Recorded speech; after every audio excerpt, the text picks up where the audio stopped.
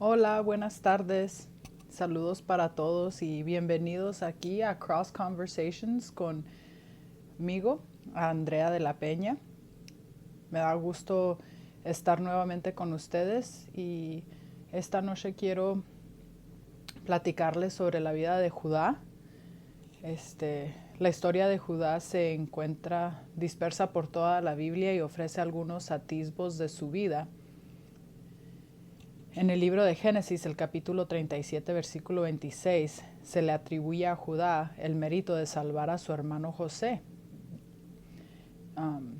Pero en lugar de ello, sugirió vender a José a los ismaelitas como un esclavo. Sus hermanos aceptaron su plan.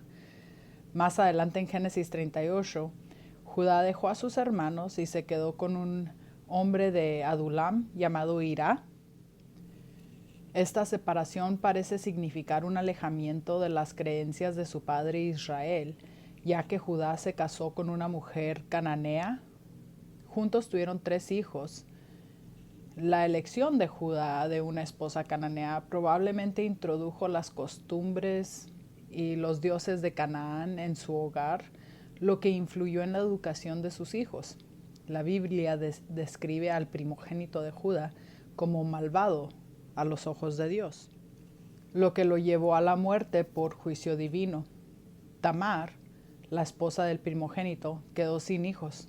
Según la costumbre de la época, el segundo hijo tenía la obligación de engendrar un hijo con Tamar para que continuara el nombre de su hermano.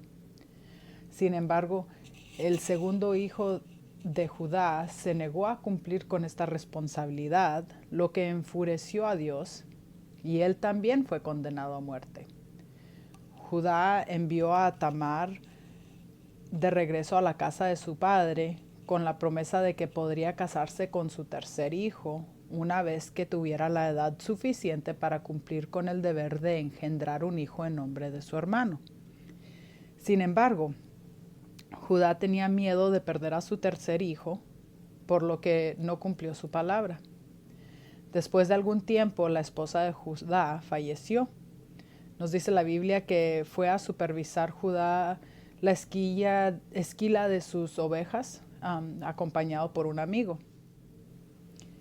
Mientras tanto, Tamar, al darse cuenta de que Judá no tenía intención de cumplir su promesa, ideó un plan para asegurarse justicia para ella. Se disfrazó de prostituta con el rostro cubierto y se colocó en el camino de Judá. Judá, sin saber su identidad, se acostó con ella. Como no podía pagar de inmediato, dejó su bastón, su sello y su cordón como prenda hasta que pudiera enviar el pago más tarde. Dios, el dador de la vida, permitió que Tamar concibiera. Cuando se hizo evidente su embarazo, la noticia se difundió rápidamente. Al oír la noticia, Judá, sin saber que él era el padre, ordenó que la quemaran por inmoralidad. ¡Qué locuras! Parecía que se sentía aliviado, pues creía que esto lo absolviera de su obligación con respecto a su tercer hijo.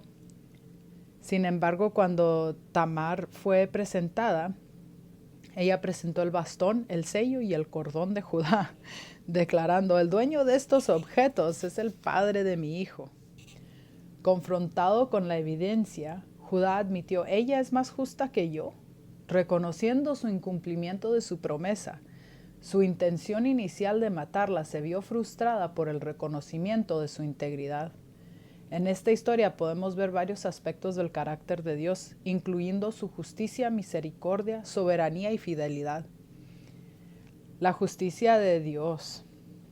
Las acciones de Dios hacia los hijos de Judá demuestran su intolerancia hacia la maldad. Los 2 hijos mayores de Judá, y Onán, fueron ejecutados debido a su conducta pecaminosa. Esto lo vemos en Génesis 38, 7 y 10. Lo que subraya el compromiso de Dios de defender la justicia y su autoridad como juez justo. La misericordia y la redención de Dios, a pesar de las fallas morales de Judá, su engaño, su falta de cumplimiento de sus promesas y sus acciones pecaminosas, Dios le extendió su misericordia. La confesión de Judá: ella es más justa que yo, marcó un punto de inflexión en su vida, mostrando que Dios permite el arrepentimiento y la transformación incluso después de un pecado significativo. También vemos la soberanía de Dios.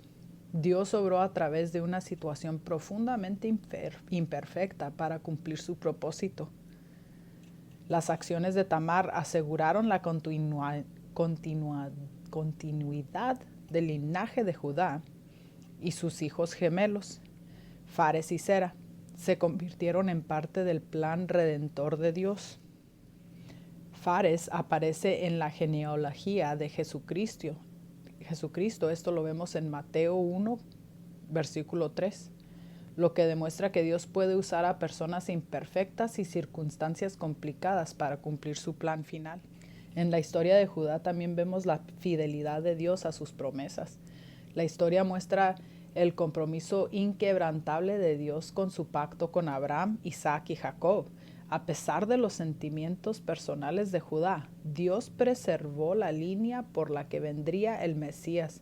Esto resalta la fidelidad de Dios incluso cuando la humanidad se queda corta. También vemos el cuidado de Dios por los vulnerables. En todas las historias vemos esto. En esta situación vemos que Tamar, como viuda, sin hijos, estaba en una posición vulnerable en la sociedad antigua. Si bien Judá inicialmente no protegió sus derechos, Dios aseguró la justicia y la rendición para Tamar, mostrando su preocupación por aquellos que son agraviados y marginados. A través de esta historia vemos a Dios, que es justo y santo, pero misericordioso y redentor.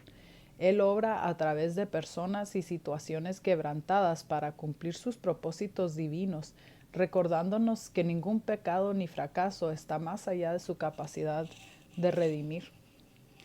Bendito sea Dios. Pues esa fue la historia de Judá como la veo yo. Le pido a mi Dios que esté con ustedes y que obre en sus vidas, que les dé una sed para que ustedes mismos acudan a la Biblia. La Biblia, la palabra de Dios, es su aliento, por lo cual nos puede dirigir los pasos. Podemos encontrar el carácter de Dios en toda la Biblia. Podemos tener confianza que Dios sigue siendo el mismo que fue entonces, hoy en día, que Él nos escucha, que Él está con nosotros y que Él nos quiere. De veras, Él se preocupa de los detalles más pequeños, y le pido a mi Dios que los encuentren donde estén y les dé su amor divino, que le tengan confianza y que lo encuentren a Él, que lo busquen a mi Dios Todopoderoso. Él los ama, Él murió por nosotros. Persíganlo en la Biblia. Y pues que Dios me los bendiga mucho y gracias por este tiempo. Hasta luego. Nos vemos después.